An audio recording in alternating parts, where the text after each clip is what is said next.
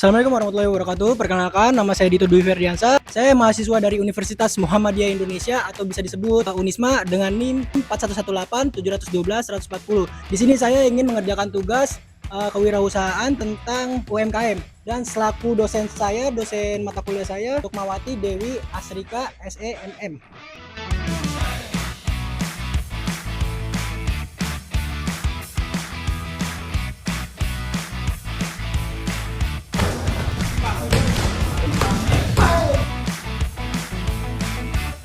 Oke, abang-abang bisa diperkenalkan namanya dan pekerjaannya apa?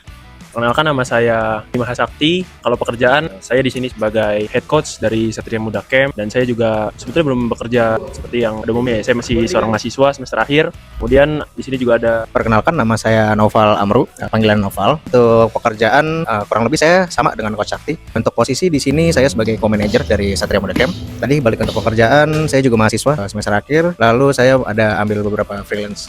Seputar pertanyaan wawancara UMKM ini, saya mau menanya dong Coach, sejak kapan sih Gym dan Sasana ini berdiri?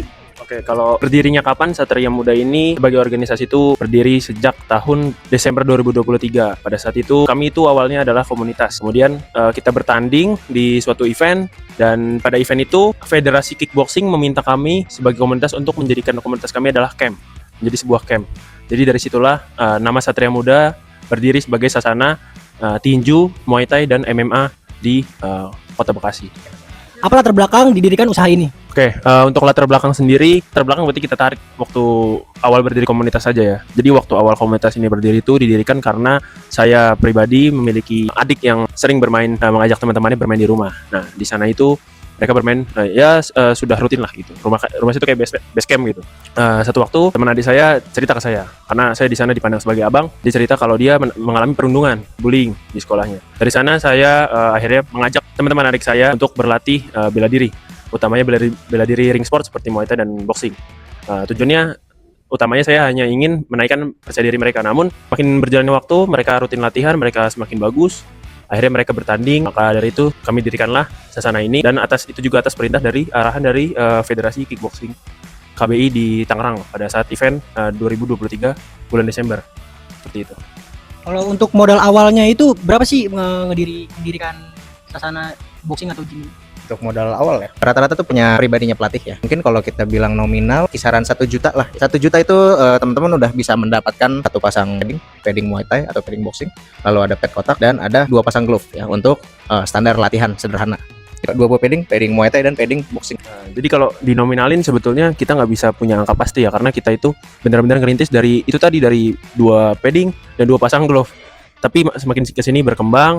Untuk tempat sendiri kami awalnya kita nomaden, jadi kita tidak bayar biaya sewa atau apapun, tapi kami menggunakan fasilitas umum seperti lapangan di perumahan atau di lapangan kota, di alun-alun kota. Semakin kesini kami memiliki tempat sendiri, yaitu di rumah saya sendiri, di garasi rumah saya, dan sekarang kami berkesempatan untuk membuka juga di Gym Tajimalela 202 ini. Seperti itu, jadi ada 2 cabang sekarang. Untuk nominalnya mungkin kalau dikisarin dari alat-alat ini kita totalin ya sekitar ada 10 juta, 15 juta ada, hanya untuk alat.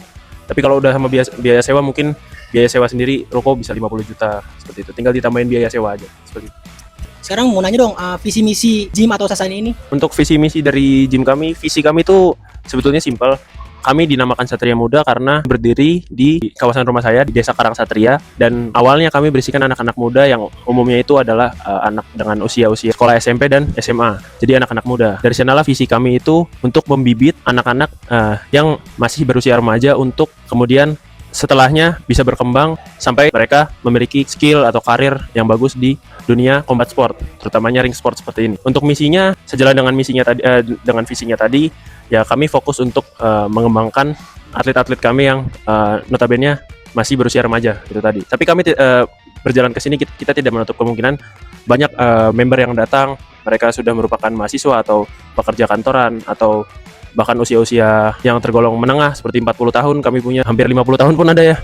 Jadi untuk sekarang visi utamanya tetap kami adalah pembibit, yang kemudian saya akan arahkan mereka untuk jadi atlet yang berprestasi. Tapi di satu sisi kami juga tetap menerima orang-orang yang ingin sekedar jago atau sehat seperti itu. Selain tadi Coach Sakti sudah menjelaskan dengan detail ya untuk pembibitan, prestasi, skill. Nah, di sini kita juga nggak lepas dengan yang namanya membentuk karakter. Jadi Satria Muda ini selain latihan teknik, kita juga di sini latihan disiplin, untuk konsisten, untuk nurut apa kata coach ya. Di situ kita fokuskan untuk membangun karakter dari yang awalnya mungkin teman-teman ada yang mungkin kurang pede atau mungkin juga another korban bullying ya. Itu kita bisa di sini bantu lah dari segi karakternya ya untuk dibentuk biar lebih bagus lagi, lebih percaya diri, dan itu semua sudah masuk ke metode pengajaran kita. Kan tadi kan udah menanyakan soal visi misi ya. Sekarang saya mau nanya bagaimana cara memasarkan sasana atau gym kepada masyarakat, Coach? Kalau untuk memasarkan, kami umumnya sih dari mulut ke mulut ya. Untuk memasarkan juga kepada masyarakat yang lebih luas lewat media sosial seperti itu. Lewat media sosial, entah Instagram atau TikTok pribadi saya. Kemudian juga kami memasarkan lewat beberapa flyer yang kami tempel di tempat-tempat yang sekiranya cocok untuk bisa kami pasarkan seperti itu. Oh ya, bagaimana sih prosedur keselamatan bagi anggota atau atlet yang ada di sini? Yang pasti yang pertama kita terapkan, yang kita masukkan dalam prosedur itu usia ya. Kita cek dulu untuk usianya itu minimal kita di umur 8 tahun ya, atau setara dengan kelas 2 SD, di mana di situ anak-anak rata-ratanya di umur 8 tahun sudah bisa berinteraksi dengan baik ya, dengan sesama temannya atau dengan coachnya. Oke, itu kenapa saya masukkan dalam prosedur keselamatan, karena latihan boxing, Muay Thai, kickboxing, MMA ini resikonya sangat tinggi ya. Ini olahraga ring sport yang punya resiko yang mungkin bisa kita bilang paling tinggi ya di antara bela diri. Nah, untuk itu kita selain kitanya juga harus menjaga anak-anak, kita juga harus memastikan anak-anak bisa menjaga keselamatannya masing-masing. Caranya bagaimana? Gitu, minimal anak-anak sudah bisa diajak interaksi terlebih dahulu. Makanya kita menetapkan minimal untuk latihan di sini adalah umur 8 tahun. Lalu yang kedua ada kita masuk ke sesi latihan. Itu yang pertama kali adalah kita yang pasti melakukan warming up ya. Oke, melakukan warming up. Kenapa harus begitu? Karena tubuh ini nggak bisa langsung latihan berat ya. Kita perlu yang namanya pelemasan otot dulu dan lain-lain. Itu fungsinya biar tidak terjadi cedera selama latihan. Yang bisa saya tambahkan, jadi bahkan sebelum warming up, kami biasa menanyakan terkait riwayat lah jatuhnya, riwayat singkat tentang tiap-tiap member atau atlet, apakah mereka mengalami cedera atau mereka mengalami keluhan sakit di tubuh. Saat mereka mengalami keluhan yang sekiranya tidak bisa dilanjutkan untuk latihan, kami akan mengistirahatkan mereka untuk tidak latihan. Namun jika memang masih bisa ditangani, semisal tangan pegal atau keseleo, di sini masih ada yang bisa ngurut tipis-tipis seperti itu. Dan untuk misal ada penanganan ya P3K, kami tersedia P3K selalu, alat-alat P3K kami ada. Dan kalau untuk cedera berat, kami selalu tersedia mobil yang bisa dipakai untuk situasi yang benar-benar darurat itu, seperti harus ke rumah sakit dan lain-lain. Seperti itu sih, teman-teman. Oh ya, Coach, bagaimana sih tentang pelayanan dari awal pelanggan masuk tuh sampai selesai? Itu prosesnya kayak gimana? Untuk proses pelayanan ya, pelayanan pelanggan dari awal masuk atau di sini kita sebutnya awal mendaftar sebagai member. Oke, di sini kita berhubungan dengan pemasaran gitu, kita memasarkan dari berbagai jalur yang kita bisa. Kalau kita generalisasikan itu ada dari medsos dan dari mulut ke mulut. Ya. Kedua itu dari media sosial.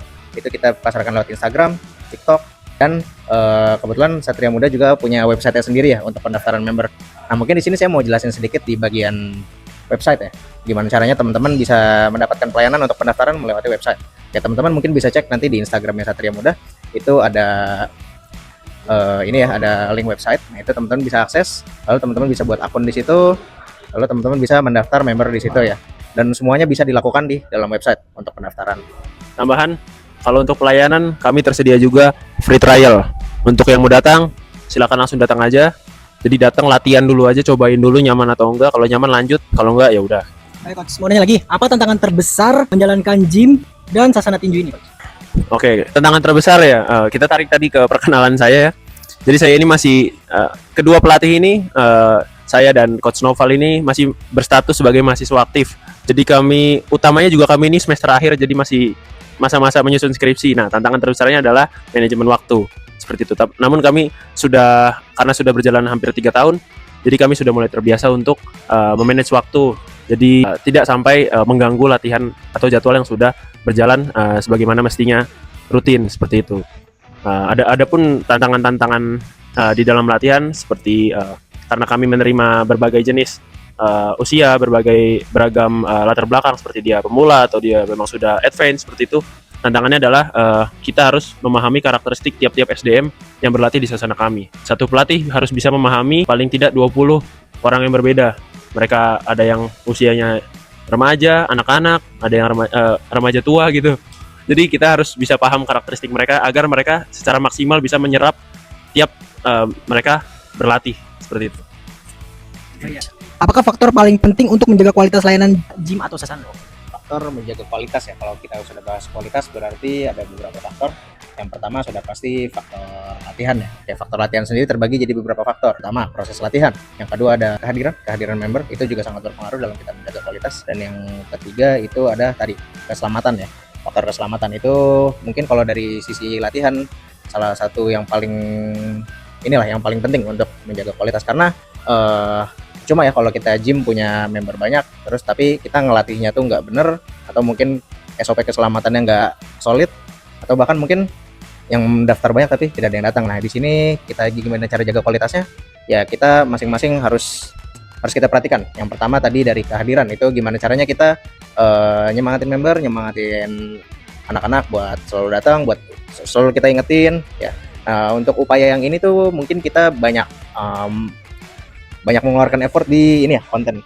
Jadi gimana caranya kita menyiapkan konten ya, konten after latihan itu gimana biar anak-anak habis latihan tuh punya dokumentasi yang dimana nanti anak-anak bisa nonton di rumah, bisa menilai sendiri, bisa evaluasi. Selain itu juga bisa dipost di sosial media karena emang kontennya kita kebetulan bagus-bagus ya. Dan biasanya konten itu akan kita post lagi sebelum kita latihan. Untuk apa? Untuk membangkitkan semangat anak-anak biar semuanya datang latihan.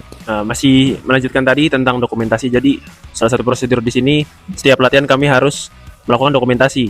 Ada yang istilahnya nganggur, dia harus merekam video teman-temannya yang sedang berlatih. Gunanya adalah itu salah satu itu untuk menjaga kualitas. Kualitas kami bukan hanya menjaga, tapi kali ini kami juga meningkatkan, selalu berusaha meningkatkan kualitas dengan apa? Kami juga masih belajar.